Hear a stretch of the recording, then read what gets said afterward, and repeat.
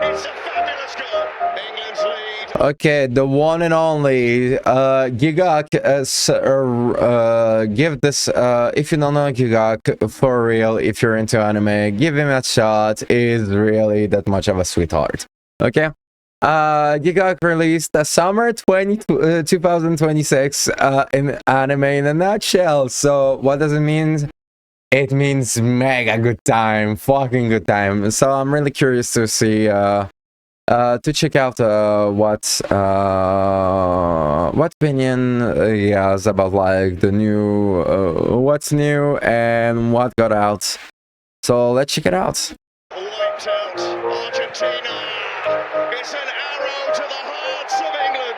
England had the lead but couldn't keep the ball. Wait a minute. I'm an anime fan. Hey guys, the Anime Zone is back and we're here to talk about Summer 2026 anime because I am an anime content creator. I don't care about football, I didn't watch the World Cup, I didn't see my team crash out. My mental well-being is absolutely fine, thank you very much for asking. Because this is an anime channel where we don't care about sports, we are talking about anime. So what anime is airing this season? Well, we got Thunder 3. Fuck this show. You and I are polar opposites. Now this is a romance anime. There's not going to be any sports in here. Oh, and England are in trouble. Except maybe this one. You know what? Screw new anime. Link Click has a new season coming out and this is one of my favorite Chinese donghwas. This is the latest season of the time travel thriller from the maker of To Be Hero X himself. But I might need a refresher on what happened on the previous seasons though. Okay, To Be Hero X is a Chinese type arcane type of like a big production. It is that good. It is really good. To Be Hero X. If you want to get into the Chinese anime, like the best of the best, To Be Hero X is really something that you should check out. At least give a try because god damn it is that good. So another anime from the guy who made To Be Hero X is fucking dope. What a goal! The cheaters wear the cup!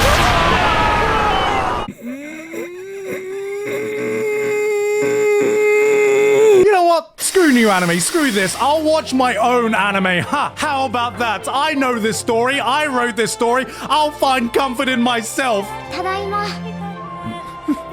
Guys, she came home. It really came home. Why won't it ever come home?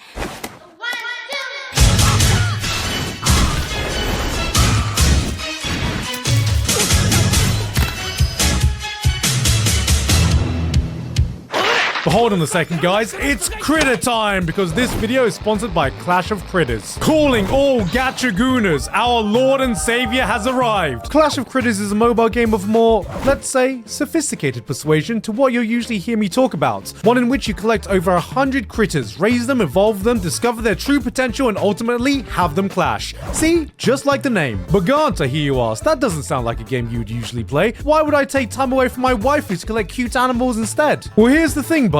I'm a busy man. And you know what? Having a bite-side, no-pressure side game Just on the go to dip in and out of when I've got a bit of spare time, it's just a nice change. Even the gacha mechanics itself, which usually ends up feeling like a skip cutscene moment in most games, is turned into super satisfying pinball minigames that you can actually play. But most importantly, the real reason I know they made this game precisely for us is our Lord and Savior Goonbug. Look at this dude. This adorable little bug is our spirit animal. But of course, just like us, that's not even his final form. For once he puts on his Gurren Lagann sunglasses, he becomes the Goon Beetle, and eventually the Goon Scarab. Huh? What's that? That's not the actual names? Well, that's what I'm calling them now. Clash of Critters is available on iOS and Android, and you can download the game today by using my link in the description. But not only that, you can use coupon code HelloTatari for a bunch of free rewards, and you can also use the code Goonbug to get your own Goonbug and even more rewards. That's right, baby. One free Goonbug for every Gooner, guaranteed for free. Thank you very much to Clash of Critters for sponsoring us today. And with that said, let's crack on with this season's anime. There are countless variations of camera movement, each with their own language and purpose.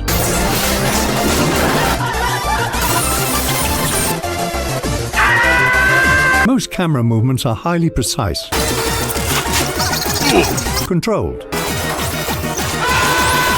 Ah yes, Studio Gohans are back at it again. After innovating on the cinematic breakthrough worm POV angle, they are now breaking the laws of space-time so the audience can get a closer look at these fine cheeks. And look, every time I say the same thing. Clearly the team have a lot of technical skill, and if there was just someone who could reel in the artistic vision a bit, they'd make some really impressive stuff. But unfortunately, this time the cameraman is moving like an ally on Pride Month after someone shouted English or Spanish. But you know what? Even with that, this is still one of the more entertaining kicked out of a party revenge slop power fantasy shows this season. And look, I say entertaining if this is the exact type of turn your brain off entertainment you're looking for. And you know, this would be the part where I combine all the power fantasy shows into one section, but as we've established in my previous video, there are some romance shows that are creeping into this category. But guys, I'm still a professional. Even though I'm not single and I'm happily married, I still treat all power fantasy shows equal no matter the genre. Starting off with I Became a Legend after my 10-year-long last stand. Now, you know, with a name like this, it's going to be light novel based. The best power fantasy stuff, and guys, get this. There's an adventurer who defeats a demon lord after a 10-year-long battle, but he comes back as a legend and decides to start over as an F-rank adventurer, even though he's an S-rank. An S-rank adventurer pretending to be an F-rank? Oh my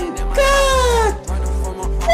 Then we got Rich Girl Caretaker. I'm secretly the caretaker of the most popular girl in this rich kid's school. Now, you know, with a name like that, it's gonna be light novel based. The best power fantasy stuff you could ask for. And you know, this time we've got a guy so broke his parents abandoned him, only to get picked up by a slob-maxing rich girl and becomes her caretaker. You know, it's a nice comfy show if you fantasize about babying a rich sugar mama who takes care of you financially, you know, if that's your thing. And then we got From Overshadowed to Overpowered, second reincarnation of a talentless sage. Boys, it's about a guy who gets reincarnated as a talentless sage. And I know, reincarnation anime, I've seen it before. But this time when he dies, he gets reincarnated again.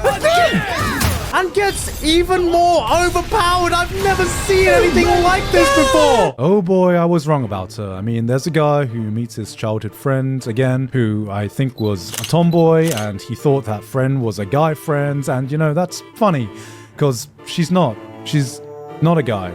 She's a girl.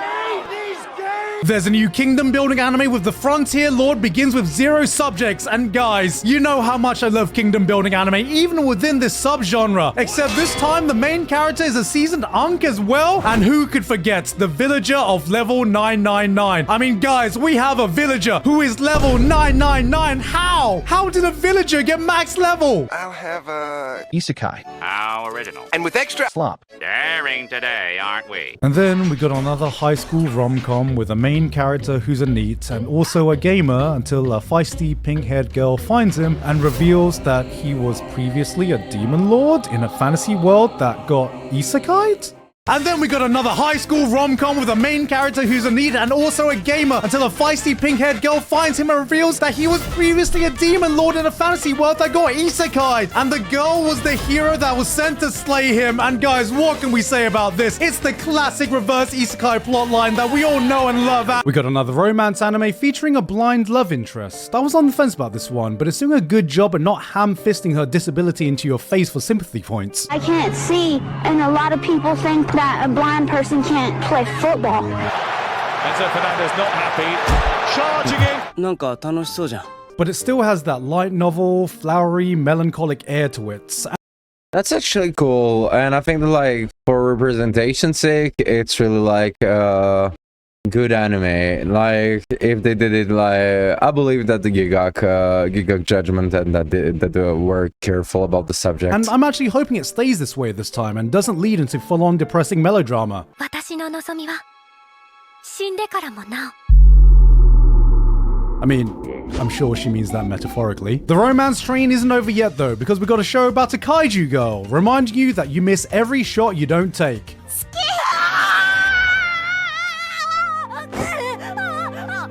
Ah, shit, the boys are playing haram ball. Well guys, for any one of you that's ever looked at Godzilla and thought, damn, Those are some childbearing hips. We've got a kaiju romance where legally distinct Godzilla is actually an adorable, cute anime girl looking for love. And I mean, this is a cute show, but you gotta ask, are we tarnishing the Godzilla image with this? I mean, as a metaphor of nuclear weapons, serving as a warning of the dangers of nuclear war, we just gotta think about the legacy of Godzilla and the message this is sending out. But I think, you know, as long I didn't knew that. I didn't knew like this metaphor about Godzilla. Thank you, Gigak, for making me just a little smarter. Doesn't mean that they'll be intelligent in any way whatsoever. they don't make the monsters do anything too dumb, I'm sure the image of Godzilla will remain intact. But how about an anime I guarantee you've never seen before?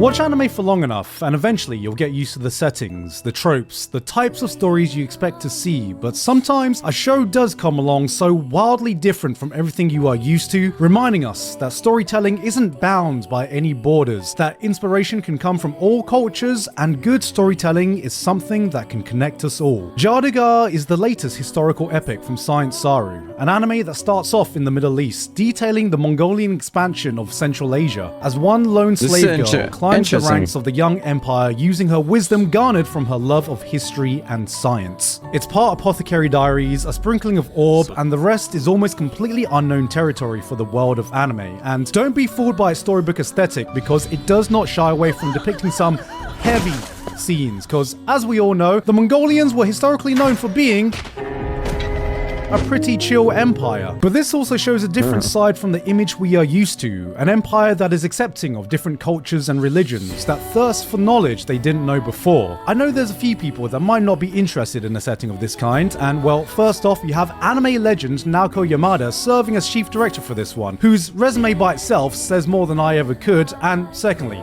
bro, we are talking about a show set in the height of the Mongolian Empire here. How is that not a cool setting? You mean the largest empire in human history by connected landmass? The empire that took more land in a few decades than the Romans did in a few centuries. The one empire that dared to invade Russia in the winter. And won. Led by one man and a fucking horse. He saw. He conquered. He came. Then came again. And again. And again. And I swear, bro just pillaged his way across all of Asia just to pay off his child support. It's series like this that opens the door for so many different types of stories to be told, and just from the first few episodes, this has the makings of one incredible series. Ah yes, an anime featuring a succulent Chinese meal. Blood literally walks into a restaurant after hours, demands a meal, shits on the chefs, spits on their food, bins the entire fucking dish, forcibly uses their kitchen ingredients, and he gets hired? What the hell was his final goal in all of this? Akiyama koso!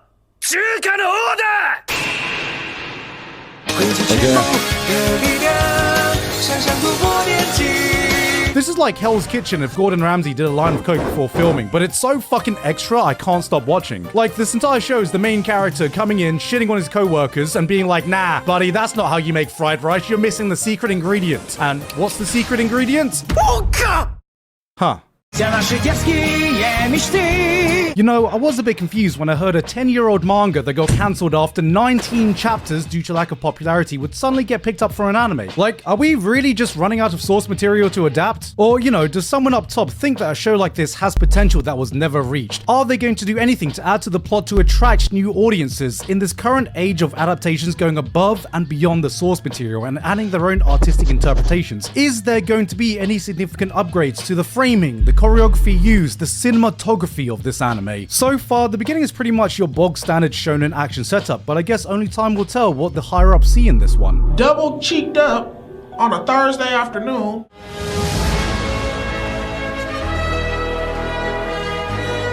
There are few studios that can bring the highest level of quality with everything they make, and when Kyoto Animation turns up, you drop everything and pay attention. Sparks of Tomorrow is the latest Kyoto Animation project, and production-wise, they are once again proving why only few can stand up to the level of quality that they can deliver. It's an alternative 20th century Kyoto where steam technology is advancing worldwide, except without the $1,000 price tag. And in this steampunk world, a boy and his brother dare to dream big by bringing about the age of electricity, on top of this ongoing fairy tale-esque arranged marriage subplot, finding her way into the arms of a boy on the cusp of revolutionizing the world with the wonders of electricity. Yes, This is the story of Senku if you got bitches. I don't need to tell you how gorgeous this all looks. I mean, just take it all in yourself. Pictures are worth 1,000 words, and Kyoto Animation is shouting louder than I ever could. But beyond that, everything. The plot, the vibes, the grandiose scale of this all. It doesn't feel like a TV series at all. The vibe almost reminds me of a classic Disney movie in a Japanese setting, somewhere in between a Shinkai movie and a Ghibli film, even complete with an eccentric, cartoonish level Disney-ass villain. So you see, the proposal works for all of us. Yo, why did he say it like that? It's still pretty early days to judge just how the plot and the characters will evolve from here. But if there's one thing I can pretty much promise, it's that on the level of spectacle alone, Kyoto Animation are absolutely going to continue to cook with this. Stop this foolishness at once, God! And apparently bake as well. Double cheeked up. Yuri fans have been eating good this year, because we now also have I Want to Love You to Your Dying Day. Forget doomed Yuri, we have now reached war crime Yuri, in a place where death is an everyday occurrence. A school of all-female soldiers are tasked with fighting an unknown war against the most evil enemy of all. Men. This dark dystopian wartime setting is giving 86 meets 69 vibes, but of course, with this being anime, it begs the ultimate question. Is this Yuri, or just Yuri bait? Okay, so the girls say they like each other. Is it Yuri? I mean, this could be like a platonic love between friends. We see this time and time again. It's too hard to tell with just this alone. The girls are full-on Frenching each other every episode. Is it Yuri? Well, I mean, we also can't be sure, because kissing is actually the restoration magic in this world, so in the context of an active war zone, yeah, I'd be going full-on Joe. That will be nice. Forget about Joe it. with my homies if I stubbed my toe if I could. And lastly, in episode 1, one of the girls is assigned to be the roommate of the main girl. Is it Yuri? Oh yeah, they hella gay. God, they were roommates. Hold up, an actual legit fighting game anime with the official Street Fighter licensing, and it's got anime girls playing them? Let's go, Justin! This could be it. The secret formula to getting more people into fighting games. Chemical X. Just an anime about two girls and their love for Street Fighter. See, these girls have a strong neutral game, but you can tell they love playing footsies with each other, having a go on each other's fight sticks, and this ain't no beginner level set. They are drive rushing into each other's hearts, executing a perfect Kabedon frame trap, mastering the art of focus attack dash cancelling into bed with each other. This is an anime for anyone who loves gay girls. I mean, fighting games. Yo, you wanna learn how to do a fucking infinite?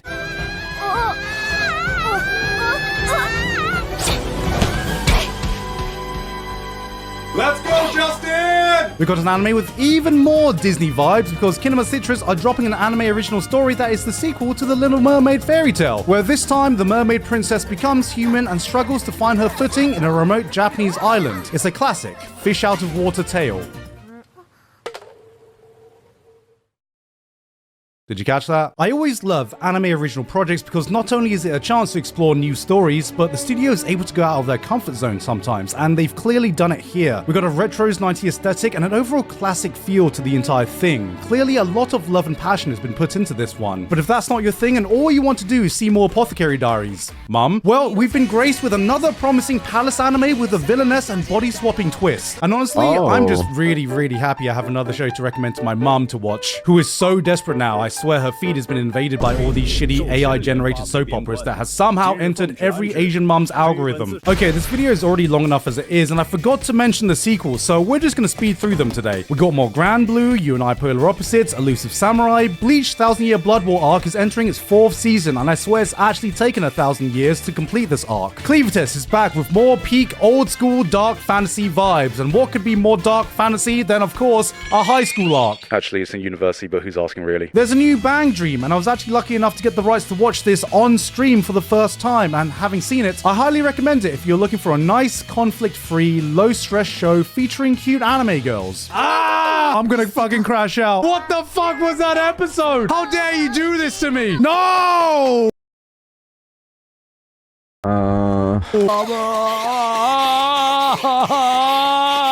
Honestly, this is just my average reaction. Okay. Watching an England game. Of course, we have a bunch of isekai sequels, including the return of the Let me just check out my thing. Perfect.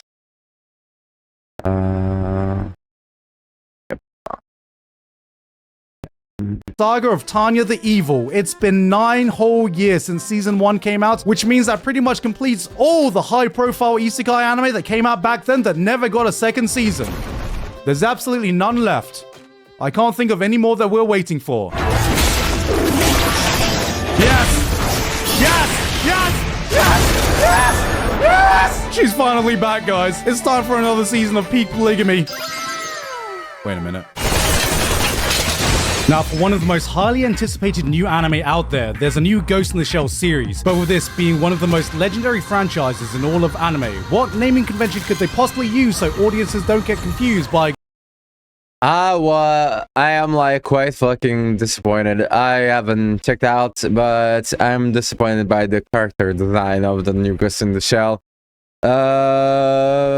Damn, they just had to fucking go a little bit less cartoonish, but I guess it's something that like will bring you more people than the fucking like noir style that they used to Ghost have. in the Shell Standalone Complex, or Ghost in the Shell Arise, or Ghost in the Shell SAC 2045, Ghost in the Shell the new movie, Ghost in the Shell the live action movie, and of course, Ghost in the Shell. Well, ladies and gentlemen, a new age requires a new branding. Introducing the Ghost in the Shell. Because unlike Ghost in the Shell, the Ghost in the Shell is actually more closely based to the Ghost in the Shell manga. And as someone who's only experienced the anime adaptations, I've always known Ghost in the Shell to be this muted, introspective series, brimming with contemplative moments that give the viewer a chance to reflect on these deep, philosophical questions it poses us. And this image was almost immediately shattered within the first 5 minutes of being blasted with these bright colors. Characters pulling these expressions I've never seen them do before. People are cracking jokes, it's fun and lighthearted at one moment, and then you see a body do this. Oh yeah. God damn! Tone is the thing that smacks you in the face and tells you that this is not the same Ghost in the Shell you are used to, at least in animated form. Gon is the stoic, stone-cold Motoko Kusanagi we've seen. She's emotional now, she's sarcastic, she expresses every range of emotions to the fullest, but even with all that, how can they make a character this old still iconic in the modern day?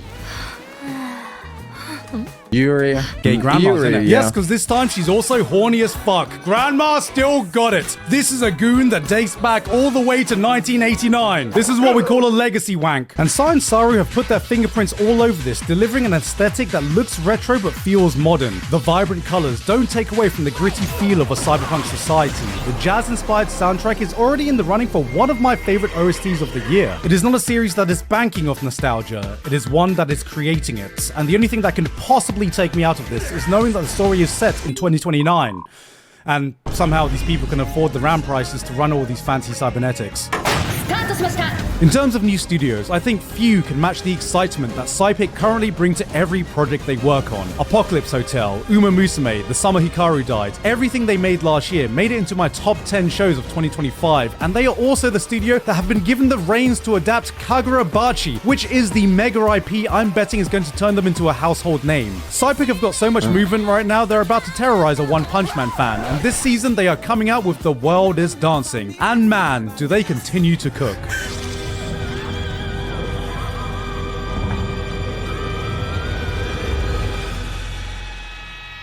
This is based on the real-life accomplishments of a man named Zaimi Motokiyo, developing the art form of No, a hybrid of dance and drama, and I mean, we haven't seen a dance anime this beautiful since...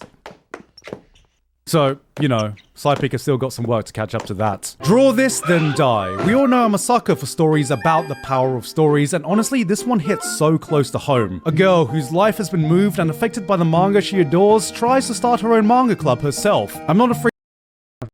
Just give me a second.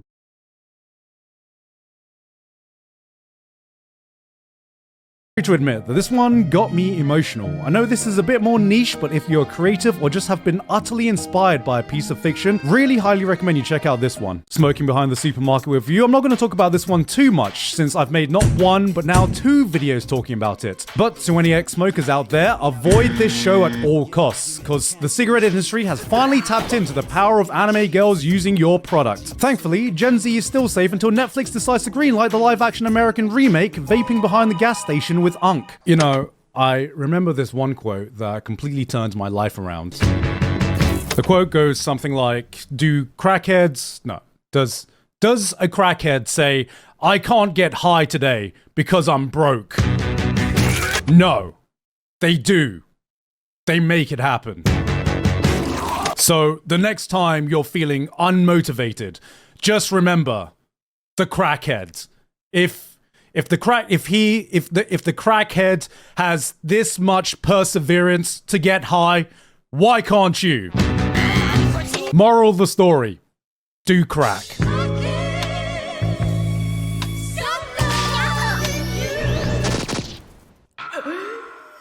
After years of wondering what activity is left for cute girls in anime to do, we've finally done it. Cute girls do hard drugs. And it's fucking disgusting. It's the big 2-6 and we've got a Nyan spotting before GTA 6. If you've ever wondered what happens when Watamote hits its final form, well, how about a broke cat girl with no prospects in life, cripplingly addicted to cigarettes, living in an apartment too filthy for Asmongold to inhabit? But hey, look, it's a cute anime girl. I'm going to cue myself. I thought this was just going to be one of those wacky meme shows, but about halfway through you start thinking, man, this is just depressing. If smoking behind the supermarket with you makes you feel like sparking one up, don't worry. Just put this on afterwards, because this is the most effective anti-smoking ad in anime. It's a genuinely grim story about a bunch of girls struggling with addictions, coping with their lowest points in life. Just when you think they've hit rock bottom, the basement door appears. I have never seen an anime push the boundary this far, and boys, I'm gonna be real, I think we found the limit. We found an anime cat girl too disgusting, too utterly rancid to even goon to. No! You don't mean that, do you? I do! This time I do! But it's a cute cat girl. I don't care if she's a cat girl. I don't care if she hangs around her apartment half naked. Even your dick should have standards sometimes. You're lying to yourself. Man, just look at her. Look at her life. Look at her apartment. Bitch, do you want to live like this? Would. Her breath, man. It doesn't just stink. It's putrid. Still would. She smokes cigarettes and literal dog shit. She shits herself regularly. Would. Why aren't you listening? It's too much. We could fix her. No, we can't. This isn't a quirky trope. She has a problem. A real problem. Say it. I can't. Just say it. I won't. Say it. Just you say would. It. You can do say it. Just say it.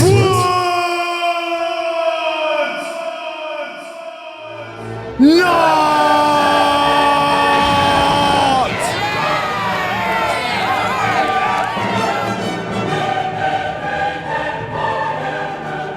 Hey guys, hope you enjoyed. That was really great. Got to discover a couple animes. Didn't got to see something that I really want to watch, sadly. Thank you so much, Gigak, for the summary of what's going on in anime. Don't forget to subscribe and leave a like. Alright.